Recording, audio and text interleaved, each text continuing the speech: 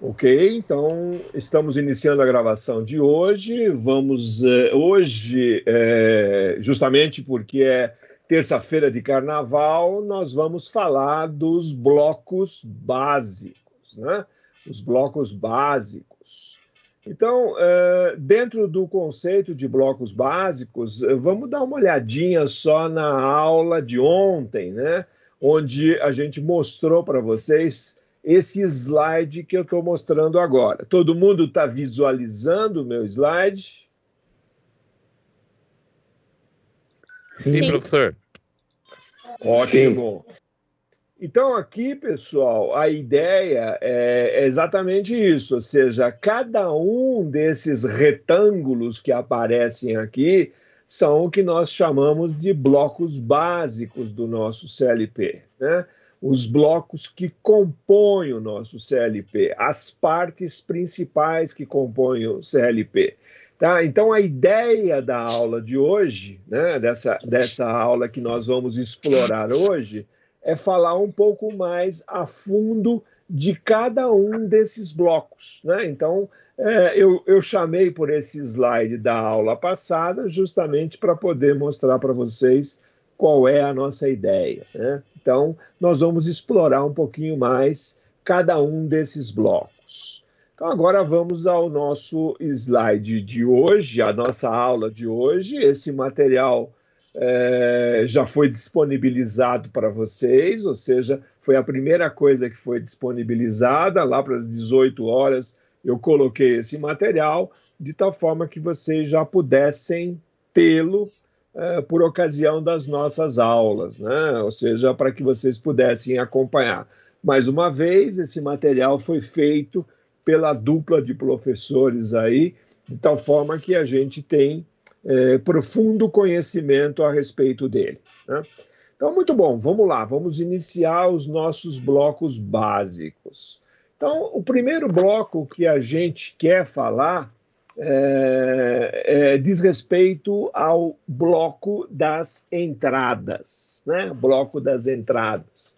Então, com isso, a gente já tem essa informação de que os CLPs, ele tem uma parte dele específica, ela está voltada para aquilo que a gente chama de entradas, né? Então, o que são isso daí? Aqui no cantinho esquerdo, a gente sempre coloca o desenho representativo lá do diagrama de blocos para que todo mundo faça a relação, possa entender claramente do que nós estamos falando, né?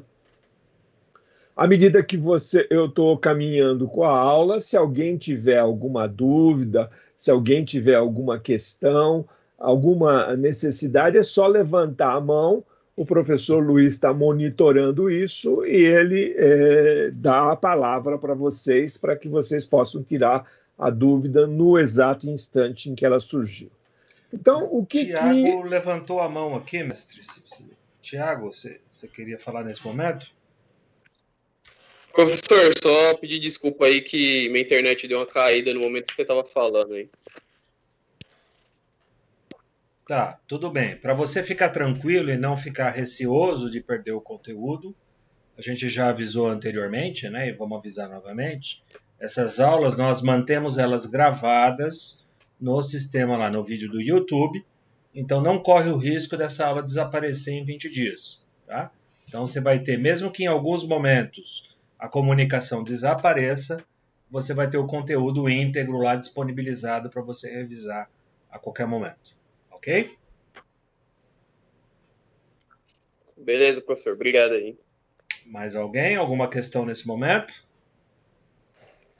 Professor, depois você deixa o nome do canal aqui no chat, porque do YouTube lá. Não fica no chat. Na aula do dia correspondente, nós colocamos o link do vídeo já do YouTube.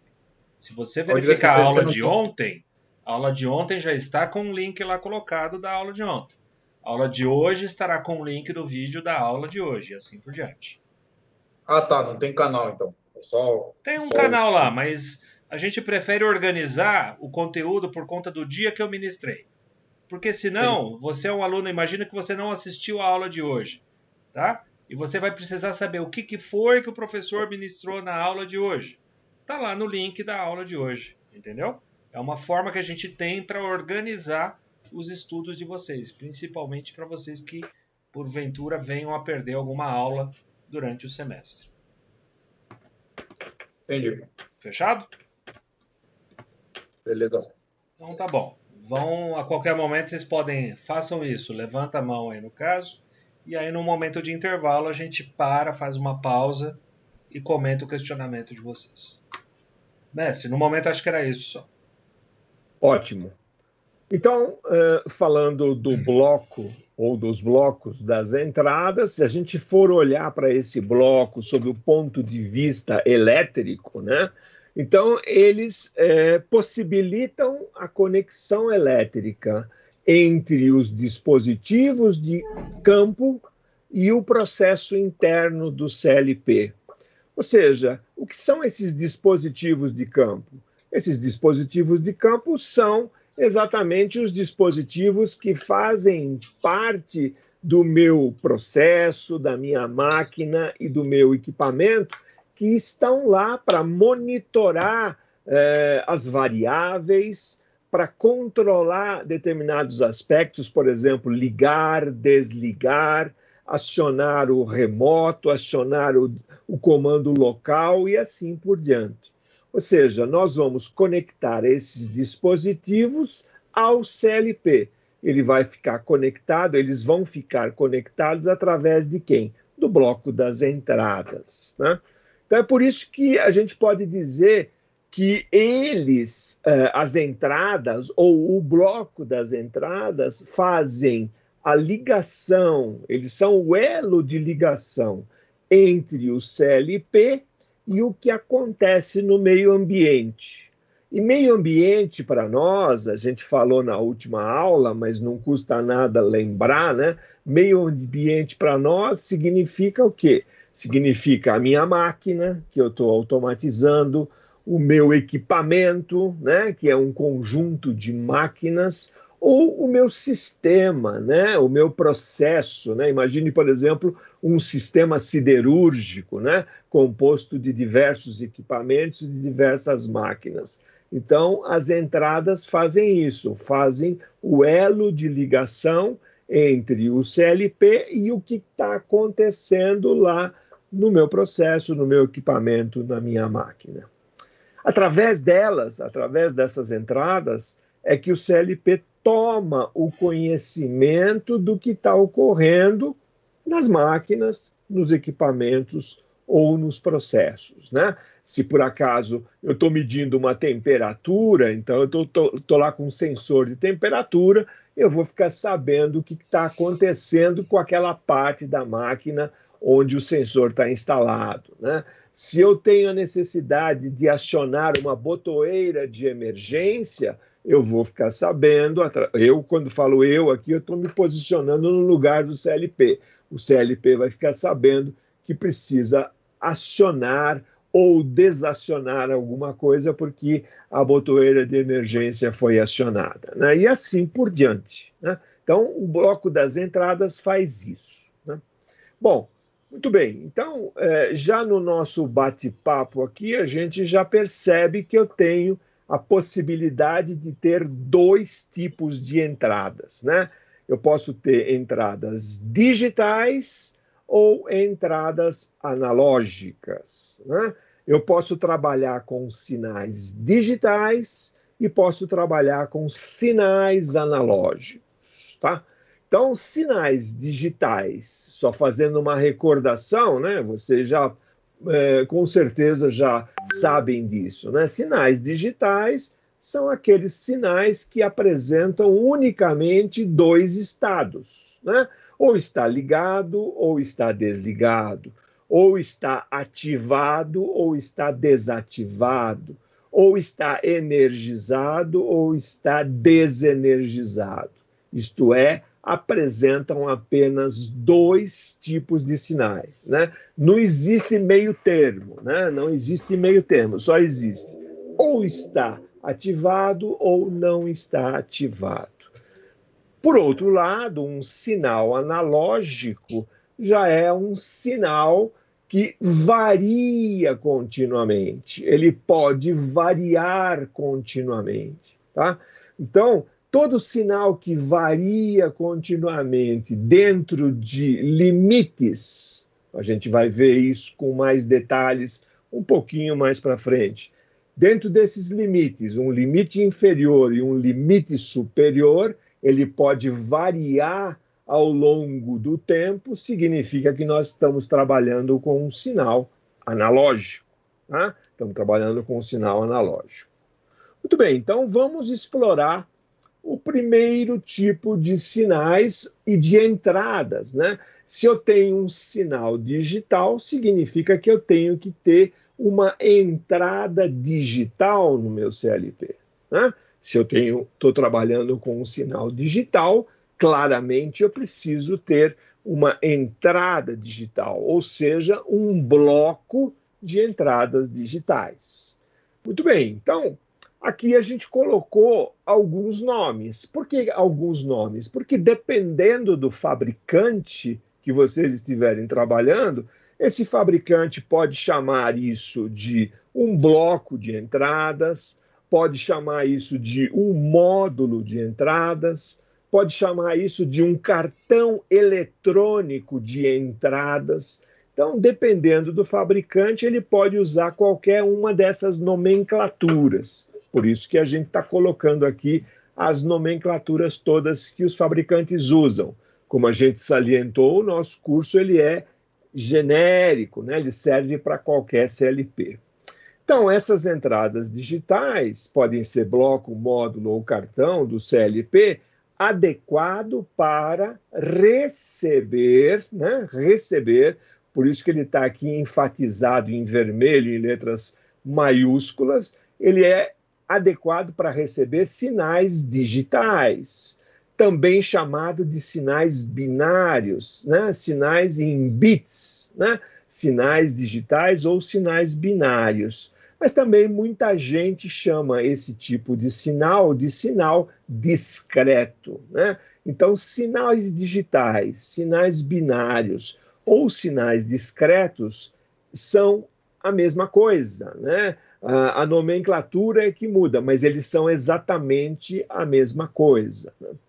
Dessa forma, consequentemente, recebem dois estados lógicos distintos. Por quê? Porque nós estamos trabalhando com sinal digital. Se estamos trabalhando com sinal digital, o bloco das entradas digitais recebem dois estados lógicos distintos. Ou está ativado, ou está desativado, ou está energizado, ou está desenergizado, ou está no nível lógico alto, né? Ou seja, nível lógico 1, ou está no nível lógico baixo, ou seja, nível lógico 0. Né? Então, isso são as entradas digitais. A gente colocou um desenho aqui para aqueles que ainda possam ter algum tipo de dificuldade, né? Só para poder se orientar o que vem a ser um sinal digital, então um sinal digital é um sinal desse tipo. Ou ele está no nível lógico alto, ou seja, nível lógico 1, ou ele está no nível lógico baixo, ou seja, nível lógico 0, né? 1 ou 0, 1 ou 0. Né? Então, são sinais que só apresentam essas condições. Então, esses sinais são sinais digitais e que precisam ser ligados, precisam ser conectados ao bloco básico das entradas digitais. Tá? Pergunto para vocês, alguém consegue me dar um ou dois exemplos de sinais digitais que precisam ser conectados em entradas digitais?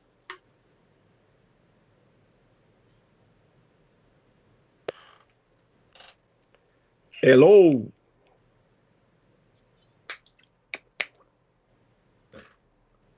Tem alguém vivo aí, mestre? Tô achando que não, viu? Sinal UHF da TV? Uai. Hã? Como? Desculpa, eu não te entendi. Sinal UHF da TV? Esse é um sinal industrial que a gente usa na indústria? Não, sinal digital. Mas que a gente vai ligar no CLP. Ah, tá, para CLP, perdão. A pergunta foi um pouco genérica, né? Então eu achei que podia ser qualquer sinal digital. Professor, sensor NAMUR, barreira? Sim, sensor indutivo, sensor capacitivo, pode ser na tecnologia NAMUR, sem problema, nenhum problema. Esses são tipicamente dispositivos que emitem sinais digitais e que são conectados em entradas digitais. Exatamente, é alguma coisa parecida com isso. Eu coloquei aqui exemplos mais simples, eu imaginava que vocês pudessem ter esse conhecimento, né, de coisas mais simples para poder facilitar o entendimento. Então, por exemplo, um contato aberto ou um contato fechado de um termostato, né? Termostato nada mais é do que uma chave de temperatura, né? Quando a temperatura excede um determinado valor ou quando ela abaixa de um determinado valor, esse contato abre ou fecha, tipicamente um sinal digital. Então, um termostato, um sinal de um termostato, ele tem que ser conectado a uma entrada digital. Ou então também, mais simples ainda, né, um contato aberto ou fechado de um relé, o nosso relé auxiliar, né, que nós vimos na aula passada, né? Inclusive tivemos uma figura mostrando como é que funciona a bobina e o contato. Então, aquele contato, aqueles contatos, né, abertos ou fechados, são tipicamente sinais digitais. E esses sinais digitais, eles são levados até as entradas digitais de um CLP, né?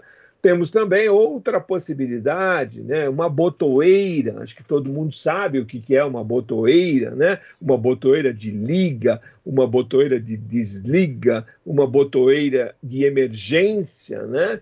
Então, esses contatos que são utilizados nas botoeiras, né? Contatos NA ou contatos NF, NA é normal aberto, NF é normal fechado, esses contatos eles são tipicamente conectados às entradas digitais do meu CLP, né? E esses dispositivos todos que a gente está relacionando aqui, ou seja, o termostato, o contato do relé, o contato NA e o NF de botoeiras de uma forma geral, são dispositivos que normalmente estão no campo, né? No campo, e são conectados ao CLP, precisam ser conectados ao CLP para que o CLP possa receber essas informações e executar o que ele tem que executar, né? A gente também colocou aqui uma figurinha, né? Uma figurinha que tem como objetivo mostrar isso com um pouco mais de detalhe. Então, a gente mostrou aqui um CLP, a entrada de um CLP, né? E nessa entrada do CLP, a gente está conectando aqui um contato normal aberto de uma botoeira, né? E esse sinal está ligado a uma determinada tensão aqui no meu CLP, no caso 24 volts corrente contínua. Então, do jeito que está, da forma que está essa figura, significa que o CLP está recebendo uma informação de que o dispositivo está desativado, né? Está no nível lógico 0. Por quê? Porque a botoeira está aberta. A partir do instante que o operador acionar essa botoeira, fechar essa botoeira, o que vai acontecer? A tensão de 24 volts vai ser levada até o CLP. Então, dessa forma, o CLP vai receber a informação de que o dispositivo, ou seja, a botoeira, está ativada. Então, esse sinal vai ser entendido pelo CLP como estando num nível lógico alto, no nível lógico 1, ativado, né? Então, é assim que funcionam as entradas digitais, né? Alguém quer fazer alguma pergunta? Alguém quer fazer alguma observação, curiosidade, antes que a gente mude de slide? Eu queria fazer um alerta aqui, mestre, em termos complementares aí, para que a turma, de repente, né, perca esse receio e perca esse... Faça o link, né, que a gente não está falando coisa de outro mundo. Tá? Voltando um pouquinho na aula passada, o que nós comentamos? Que o CLP veio para fazer a substituição da lógica em painéis elétricos, correto? Isso quer dizer o quê? Tudo aquilo que vocês utilizaram em comandos elétricos como elementos de manobra, sejam os dispositivos que mandavam sinais para o sistema e dispositivos que interagiam com a planta, então a gente está falando aí das botoeiras e dos contatores, continua valendo para CLP. Então a gente não está num mundo tão distante assim, tá, pessoal? Então quando a gente fala qual é o dispositivo que mandava informação para o comando elétrico, era uma botoeira, era um sensor de fim de curso, era um dispositivo desse tipo, isso continua valendo para o meu controlador lógico programável. A única coisa que muda é que o programa não faço mais com fio, eu faço via software. Tá? Então vamos quebrando esse paradigma, né, achando que CLP é coisa do outro mundo, porque não é. Tá? Então comecem a correlacionar as disciplinas anteriores que vocês já tiveram com o nosso curso de hoje. Vocês vão perceber que a coisa vai começar a ficar um pouco mais simples. Não é, mestre? Sempre tem esse link, esse receio de falar de CLP. Falou de programação, o cara acha que é coisa do arco da véia. Fica tranquilo, que no momento oportuno vocês vão ver como é simples esse conteúdo. É por isso mesmo que a gente também começa com essa parte, né, a parte de hardware, a parte relativa ao equipamento, para tentar quebrar esses paradigmas, né, esse medo, né, que os alunos têm, para que eles percebam que a coisa é tão simples quanto as outras. Né? Muito bem, então eu vou continuar com o próximo slide e vou continuar falando... Opa, travou aqui. Vamos lá, agora sim. Aqui. Continuando com as entradas, né? Só que agora nós vamos para o outro tipo de entradas, as entradas analógicas. Ou seja, agora eu estou recebendo sinais analógicos, né? Então, eu tenho a necessidade de receber sinais analógicos. Isso também é importante que vocês saibam que no mundo real, o mundo da indústria, né, o mundo real, a quantidade de sinais analógicos é muito grande. Né? Existem muitos sinais analógicos para a gente trabalhar. Né? Então, sempre olhando para a nossa definição, de novo, trata-se de um bloco, de um módulo ou de um cartão eletrônico do CLP que é adequado para receber sinais analógicos. Né? Então, bloco da entrada analógica, ele é adequado para receber sinal analógico, isto é, sinais que informam continuamente o estado de uma variável. Né? Continuamente ele fica informando o estado de uma variável. Tal variável pode assumir, no decorrer do tempo, qualquer valor entre dois limites determinados. Vamos explicar isso um pouquinho melhor. Então, está aqui, por exemplo, um gráfico que mostra em detalhes um pouco mais disso que a gente falou. Então, imaginem aqui que eu tenha um sinal que tenha essa variação, conforme a gente está mostrando aqui. Ou seja, diferentemente da entrada digital, onde ela só apresentava um estado ou outro estado, aqui não. Aqui eu posso assumir qualquer valor desses, a variável pode assumir qualquer valor desses ao longo do tempo. Né?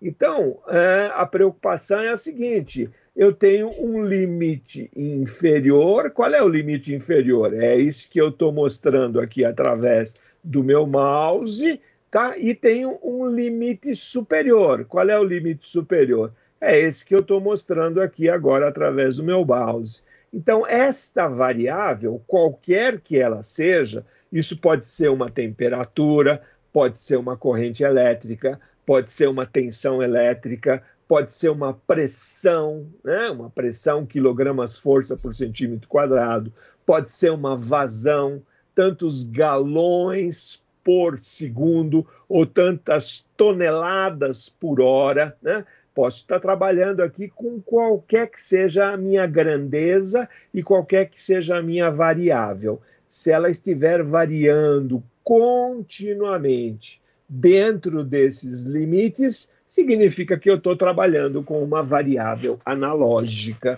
E se eu estou trabalhando com uma variável analógica e eu preciso desse sinal para o meu CLP fazer o que ele tem que fazer, que na realidade a gente viu lá na primeira aula, que é o controle, né? Eu preciso que ele faça o controle de um meu processo, de uma máquina ou de um equipamento.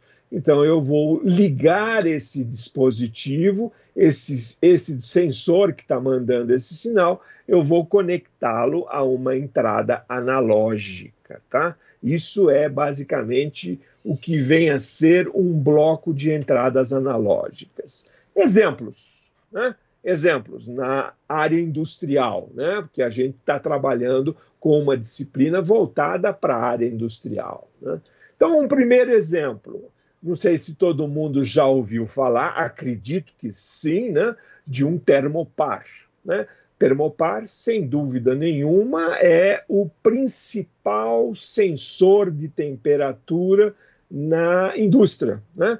Qualquer indústria que quer medir temperatura, seguramente ela tem em algum dos seus processos termopares. Então, o termopar, ele mede a temperatura e o sinal que ele manda com relação a essa temperatura é uma milivoltagem, né? Uma militensão, que a gente chama de DDP, né? Diferença de potencial. Então, ele manda essa milivoltagem.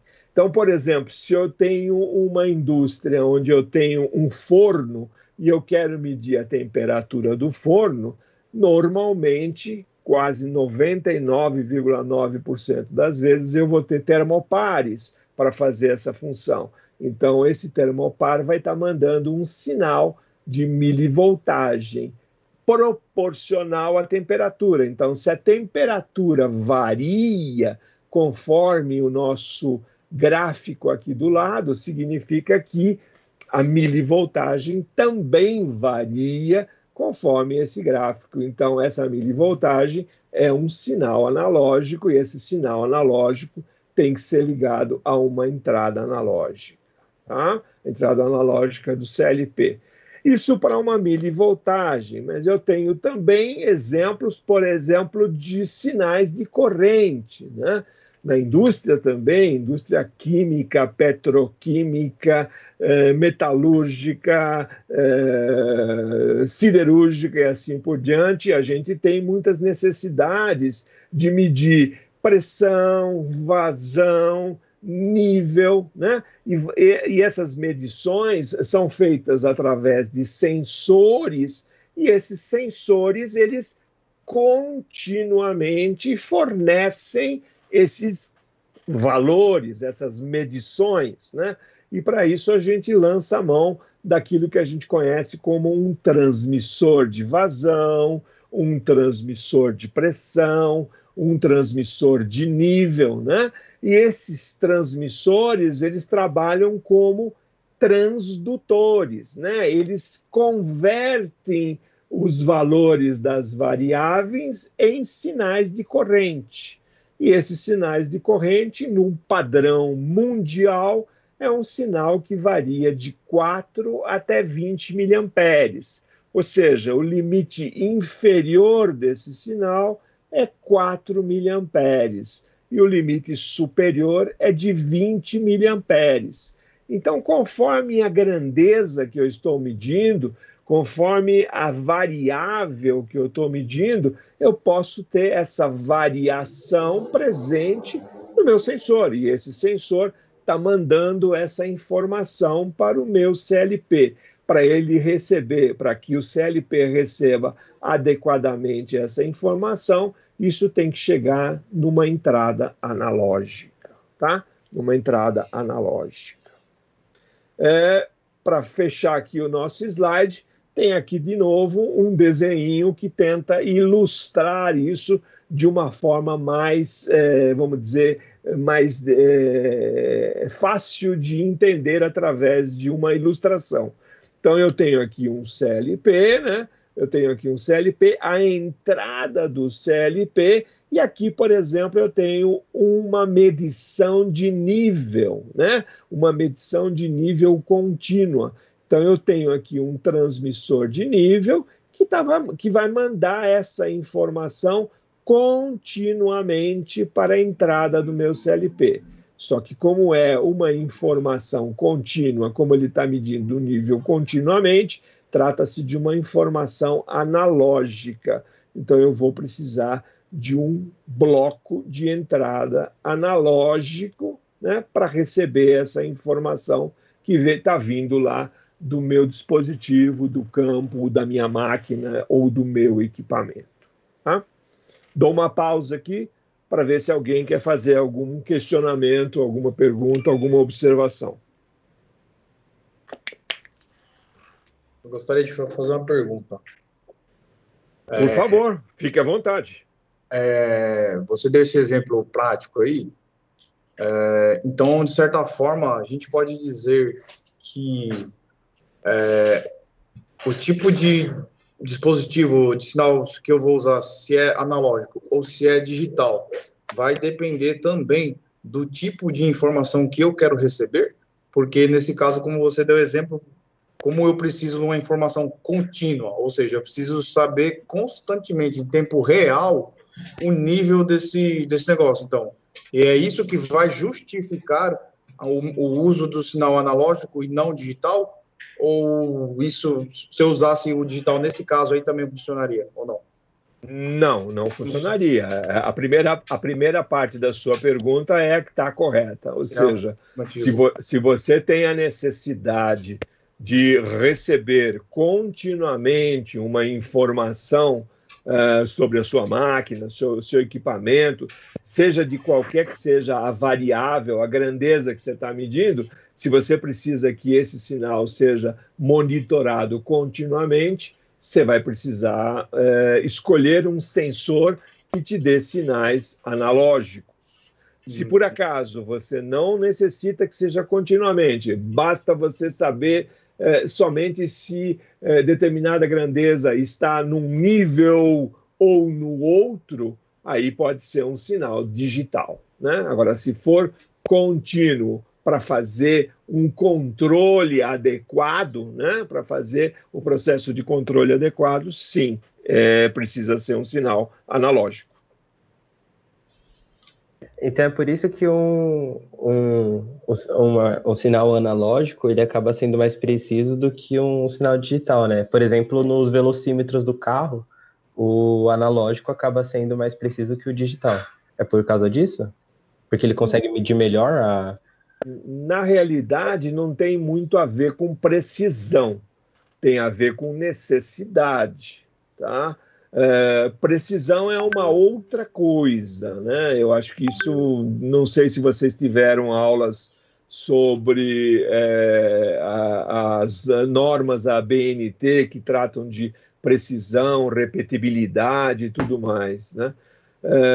Mas precisão é uma outra coisa, ou seja, não é que o sinal analógico ele é mais preciso ou menos preciso que o sinal digital. É uma questão de necessidade. Se eu preciso de informações contínuas, por exemplo, tenho lá vamos mudar de variável, né, para a gente não ficar sempre a mesma coisa. Tenho lá uma tubulação por onde passa gás ou por onde passa óleo, né? Depende do fluido. E eu tenho a necessidade de saber qual é a vazão desse gás naquele determinado instante. Então, eu vou instalar na tubulação um sensor que vai determinar quanto é essa vazão, qual é esse fluxo, ou seja, a velocidade do gás dividido pelo tempo, e com isso eu vou dando informações de tal forma que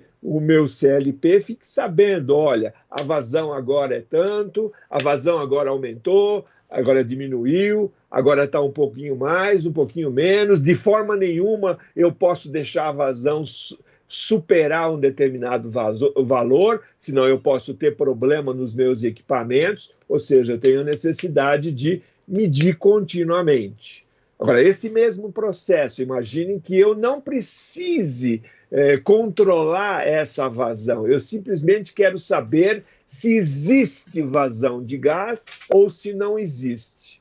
Existe ou não existe? Aí eu vou instalar nessa mesma tubulação um sensor que é um fluxostato, ou seja, uma chave de vazão, que vai me dizer o seguinte: quando tem vazão, ela está acionada. Quando não tem vazão, ela não está acionada. Né?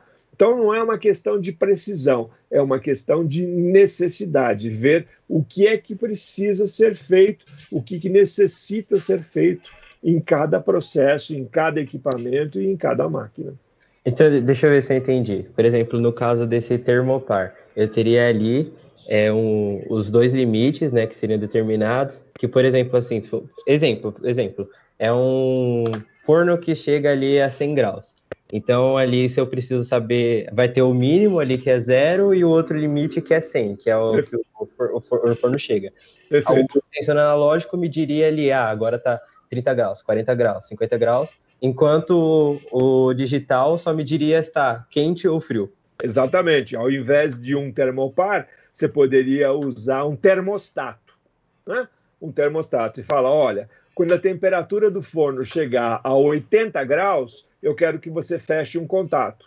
Então, ele vai fechar um contato e aí você acende uma lâmpada ou toca uma sirene, faz alguma coisa.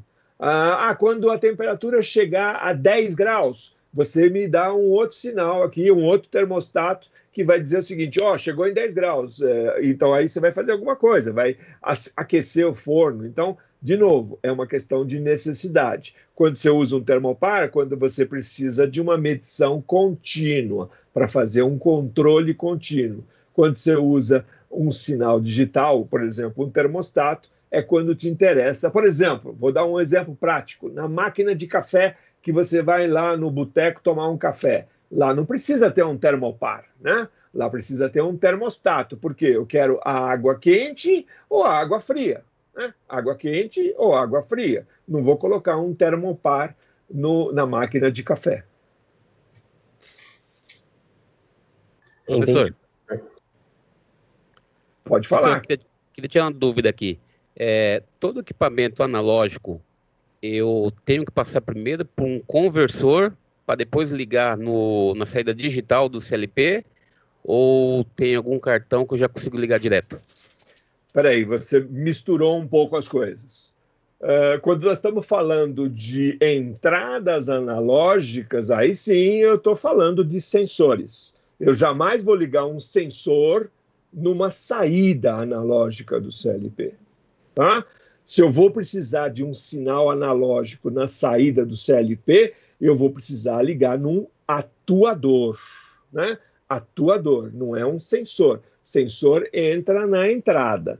Agora, aí já não tem muito a ver com a parte do CLP, mas sim a parte da instrumentação. Ou seja, eu sempre preciso, e isso é normal, ter conversor, né? Ou seja, nem sempre, algumas vezes sim, mas nem sempre a grandeza que eu estou medindo, essa grandeza pode ser enviada diretamente para o meu equipamento de automação. Imagine, por exemplo, uma temperatura. Eu estou medindo lá uma temperatura de 1.800 graus Celsius. Não tem como eu chegar com 1.800 graus Celsius lá na entrada do meu CLP. Então, eu preciso de alguém que faça essa conversão, converter os 1.800 graus Celsius para um sinal elétrico correspondente a 1.800 graus Celsius. Dessa forma, o equipamento de automação, no caso o CLP, vai receber um sinal elétrico e ele vai entender que ele está lendo lá 1.800 graus Celsius. O que eu vou fazer internamente com o CLP, com essa informação, isso é outro detalhe que eu gostaria de deixar isso um pouco mais para frente, que diz respeito exatamente à nossa programação. Eu vou pegar essa informação e eu vou fazer alguma coisa com ela, né? Eu vou dar asas à imaginação, ou eu vou seguir um manual do meu produto para dizer o seguinte: bom, olha, quando a temperatura chegar em tal coisa, eu preciso ou acionar um dispositivo ou desacionar o outro, preciso abrir uma válvula, preciso acionar um alarme, preciso fazer uma série de coisas. Isso vai ser aquilo que a gente vai tratar quando estiver falando de programação. Então, em um CLP tem entradas tanto analógicas quanto digitais. Sim. Perfeito, é isso mesmo. Ok, é porque eu achei que você tinha que comprar, por exemplo, um CLP que tem uma entrada digital ou um que tem entrada analógica, mas ele tem os dois, certo? Isso. Tem os dois. Vai da sua necessidade. Você também pode comprar uns. Se você não tem necessidade de ter sinais analógicos, você não precisa comprar um CLP que tem essa possibilidade, a menos que você tenha uma previsão futura, né? No futuro eu imagino que eu vou precisar ter sinais analógicos. Aí é importante ter esse planejamento, né? Esse planejamento é importantíssimo. Para um técnico, planejamento é importante também. Agora, se não existe essa previsão, se não existe essa necessidade, você pode comprar um CLP que só tenha entradas digitais, sem problema. Ok, obrigado. Nada. Mais alguma coisa? Eu queria só reforçar um ponto, mestre, que eu não sei se realmente ficou claro. Não. Eu queria dormir tranquilo, entendeu? Porque eu ouvi uma afirmação no início que me preocupou.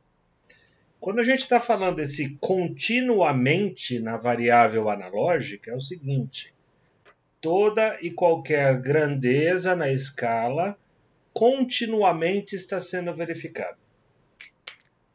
Isso quer dizer o quê?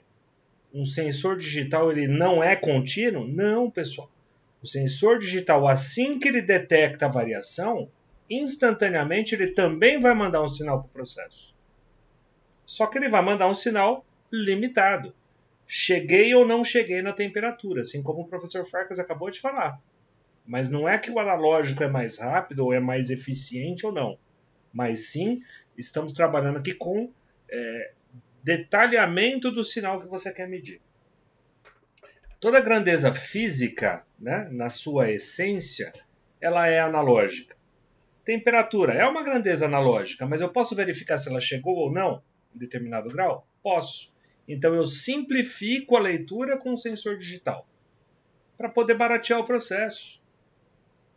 Pressão, ela é uma grandeza física analógica, ela pode ir de 0 a 100% de qualquer escala. Mas eu posso simplificar a leitura sabendo cheguei ou não cheguei em determinada pressão. Então, essa é a base da distinção dos sensores. Eu preciso verificar continuamente qual é o valor instantâneo dela, ou simplesmente cheguei ou não cheguei na grandeza que eu queria. Essa é a principal diferença que você tem que ter na leitura desse processo. Tá? Sensores digital, cheguei ou não cheguei na grandeza. Sensores analógicos, qualquer valor dentro da escala. Tá claro, Diego, se não me engano? Na verdade, era eu que tinha falado sobre o sinal digital lá, mas... Foi o André entendi, sim. que Entendi. comentou. Tá? Então, não é que o digital ele é atrasado. Não. Né? O sensor digital pode até ser, inclusive, em algumas situações, mais rápido que o sensor analógico. Tá? O que difere é como que ele responde ao sistema. Cheguei ou não cheguei, contra qualquer valor dentro da grandeza que a gente está comentando. Tudo bem? Está claro isso? Isso é importante, esse conceito. A gente vai usar agora no terceiro e lá na frente no quarto módulo. Tá claro, senhores? O digital ele está mais atrelado a uma parametrização, vamos dizer assim, né? Isso. Lá na frente você vai aprender que essa parametrização a gente define por set point. Chegou no valor que eu queria, no valor de setagem? Sim ou não? Se chegou no valor, beleza, ele informa. Ponto. Eu parametrizo mais fácil com o digital do que com o analógico, no caso. Não é muito mais fácil ou mais difícil. Tá? É mais a questão, é mais barato ou é mais caro? Mais caro, entendi. Ponto. Entendi. Tudo bem? Ficou claro esse ponto? Pessoas, pergunta imbecil é a pergunta que a gente não faz em sala de aula. É aquela dúvida que eu levo para casa. Ok?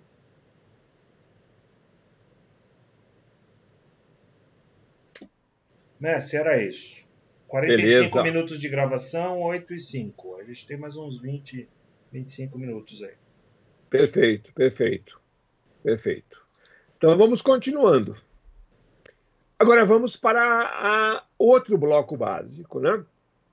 O B, né? Nós estávamos falando do bloco básico das entradas, que ele era notificado como sendo A. Então agora é o bloco que a gente chama de lógica de controle.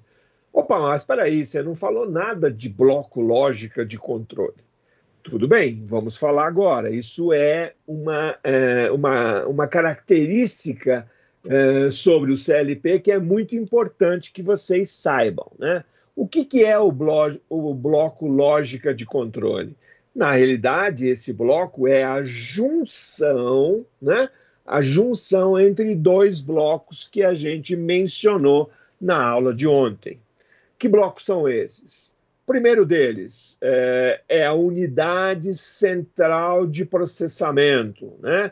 Unidade central de processamento. Em português, a sigla é UCP, ou em inglês pode ser a CPU, né? CPU ou UCP, que é a unidade central de processamento. É onde tudo acontece no CLP com relação à parte de processamento, né? Então, essa lógica de controle é composta pela CPU e pela unidade de memória, né? Que eu já gostaria de, desde agora, já usar no plural. Então, são as unidades de memórias. Por quê? Porque o CLP ele tem memórias, não tem uma única memória. Então, a gente vai ver numa aula próxima, quando a gente estiver falando sobre memórias, por que a gente sempre se refere ao plural.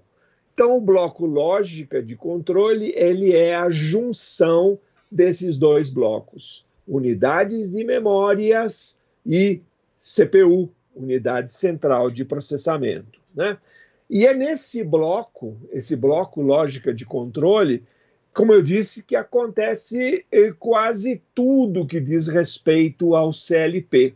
É nesse bloco que é feita a análise das informações. Quais informações? Ora, aquelas informações que chegaram nas minhas entradas, sejam elas digitais, sejam elas analógicas, né?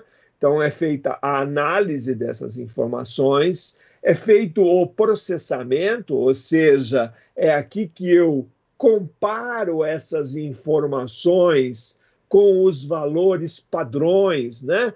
Agora há pouco um dos colegas aí falou em set point e coisas de tal. Então é isso, ou seja, eu tenho set points nas minhas variáveis, eu tenho valores de referência. Então eu preciso que o CLP faça essa comparação e faça esse processamento. E também, ao final das contas, ao final do dia, né, que ele tome uma decisão. Né? Que decisão? Com base na análise, com base no processamento, com base no programa que eu incluí lá dentro do CLP, ele vai tomar uma decisão se deve ligar um equipamento, se deve desligar um equipamento, se deve abrir uma válvula, se deve fechar uma válvula, se deve acionar um alarme, se não deve acionar um alarme, ou seja, tudo isso são decisões. Essas decisões, elas são tomadas aqui nesse bloco, o bloco lógica de controle, mas sempre baseadas em quê? Sempre baseadas nessa análise e nesse processamento das informações, né? Processamento das informações e levando em conta toda a programação que a gente está fazendo, que a gente fez para que o CLP faça exatamente aquilo que a gente espera dele, né? Aqui está explicado um pouquinho melhor isso que eu falei aqui, só para deixar formalizado no material de vocês. Então, olha, tendo como base um programa, o que é um programa, afinal de contas? Um programa nada mais é do que um conjunto de instruções, né? Um programa é um conjunto de instruções. Programa esse que está armazenado na sua memória, ou seja, armazenado na memória do CLP. Neste bloco, as variáveis são analisadas, comparadas e processadas, ou seja, todo esse processamento significa tudo isso, né? Essa análise, essa comparação dessas variáveis e, de acordo com o programa, são tomadas decisões. Para quê? Para que atuações ocorram no ambiente, no meio ambiente. Sempre lembrando que meio ambiente para nós significa o nosso equipamento que a gente quer automatizar, a nossa máquina que a gente quer automatizar e controlar, ou o nosso sistema industrial complexo que a gente quer também controlar e automatizar, né? Então, isso basicamente é a lógica de controle, né? As variáveis analisadas, essas variáveis que a gente falou aqui em cima, né? Essas variáveis analisadas pela lógica de controle, podem ser as entradas, conforme a gente mencionou agora há pouco, né? As entradas, sejam elas digitais, sejam elas analógicas, né? Então, essas informações, elas serão primordiais, essenciais para o bloco lógica de controle, mas eu também tenho a possibilidade de trabalhar com aquilo que em CLP se chama variáveis internas, né? Variáveis internas. O que é variável interna, então? Variável interna nada mais é do que variáveis que são parametrizadas internamente dentro do CLP. Por exemplo, temporizador, né? Por exemplo, contador, né?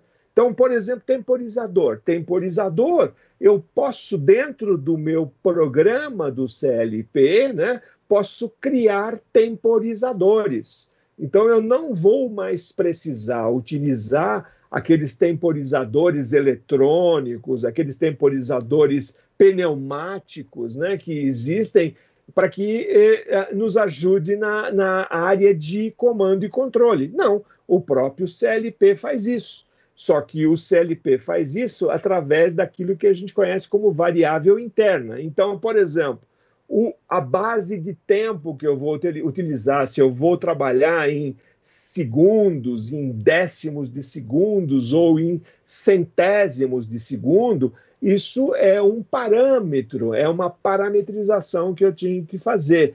Quanto tempo que eu quero que o temporizador temporize? Eu quero que o temporizador temporize 35 segundos. Ótimo, então esse 35 segundos é um tempo, é um valor que eu vou colocar no meu programa, e isso é considerado uma variável interna.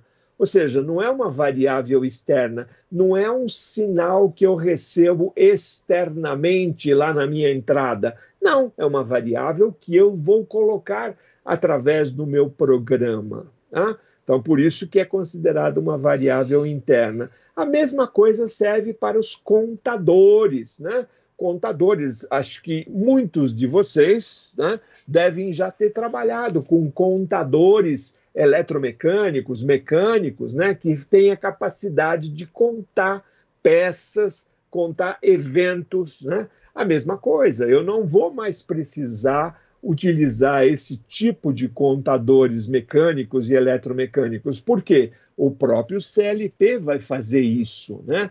Então eu vou, de novo, parametrizar no meu programa, colocar os parâmetros. Quais são os parâmetros de um contador? Ora, o parâmetro do contador principalmente é o seguinte: a cada evento, né, a cada peça que eu detectar, eu quero que ele conte um evento, né? Então eu posso dizer para o meu CLP, olha, eu quero contar 350 eventos, 350 garrafas de cerveja, latinhas de cerveja, 350 embalagens de batom, de qualquer que seja o produto. Eu quero ficar contando para depois chegar e colocar isso tudo num único pallet e mandar embora, né? Mandar para o departamento de logística para que ele possa despachar isso para quem de direito.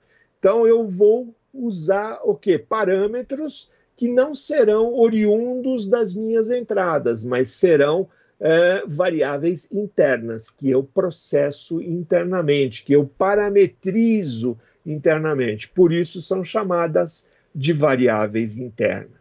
Tá? Então, com o objetivo de resumir isso tudo que a gente falou, porque ficou um pouco longo, né?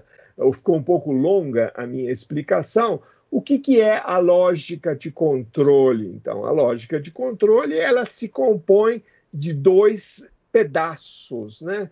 É meio triste chamar isso de pedaço, mas vamos caracterizar como duas partes, vai? Duas partes. A primeira parte é a nossa CPU, a nossa central, unidade central de processamento, onde tem o processador, né, que vai fazer toda a parte inteligente da coisa, que vai fazer o quê? Executar as funções, né? Executar todas as funções. Eu quero fazer um controlador proporcional, integral.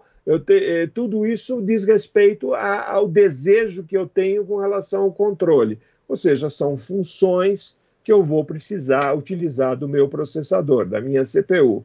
Mas, além disso, a lógica de controle também ela está incluindo uma outra parte muito importante, que são as memórias, né? As memórias. As memórias fazem o quê? Armazenam comandos. Então, o bloco lógica de controle executa funções e armazena comandos. Isso é basicamente o que faz a nossa lógica de controle. Lembrando que tem muita literatura, muita bibliografia a respeito, que acaba chamando a lógica de controle como sendo a alma do CLP, né? Ou seja, é a essência do CLP, né? Se você excluir a lógica de controle, o que sobra? Sobra entradas e sobra saídas, que é o que a gente vai ver logo em seguida.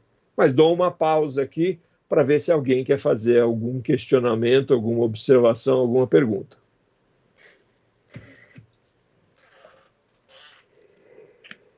Nenhum comentário.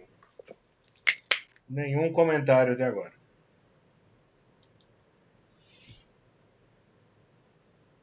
Tudo bem. Então eu vou continuar. E para continuar, eu vou falar exatamente das nossas saídas, né? As nossas saídas. Ou seja, o bloco básico das saídas, né? O bloco básico das saídas. Muito bem. A representação, né? Só para todo mundo lembrar lá do diagrama de blocos, né? Onde estão? Então, estão aí, ó, saídas. Saídas mandando informações para o meio ambiente. Sempre lembrando que meio ambiente para nós significa a máquina, o equipamento, ou o sistema, ou o meu processo. Então, o que são saídas nesse caso? São os dispositivos que o CLP usa para enviar alterações para o meio ambiente. Como assim? Não entendi. Alterações? Por que alterações? Ora, porque num determinado instante que eu estou utilizando as minhas saídas,